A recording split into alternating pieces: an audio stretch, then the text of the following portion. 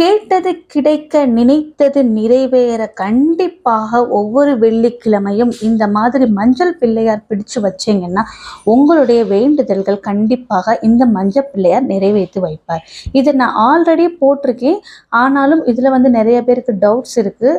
அதனால அகைன் ஒரு தடவை செய்முறையோட உங்களுக்கு போடுறேன்.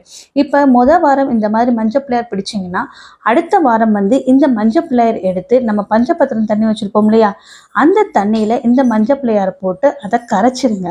கரைச்சி முடித்த பிறகு உங்கள் வீட்டில் செடி இருக்கும் இல்லையா, அந்த செடிக்கு இந்த மஞ்சள் பிள்ளையார் தண்ணியை ஊற்றிடணும். ஏன்னா சிங்கில் அந்த மாதிரிலாம் ஊற்றிடக்கூடாது. கால்படாத இடம் பார்த்து இந்த செடி கொடிக்கு ஊற்றுறது ரொம்ப நல்லது. அகைன் நீங்கள் அடுத்த வெள்ளிக்கிழமை இந்த மாதிரி மஞ்சள் பிள்ளையார் பிடிச்சி உங்கள் வீட்டு பூஜை ஏரில் உங்ககிட்ட என்ன பூ இருக்கோ அந்த பூ வச்சு வழிபாடு செய்யலாம். இந்த வழிபாடை உங்கள் வேண்டுதல் நிறைவேற வரைக்கும் செய்யலாம், அல்லது நீங்கள் தொடர்ந்து கூட செய்யலாம். தவறு இல்லை. நன்றி, வணக்கம், தேங்க்யூ.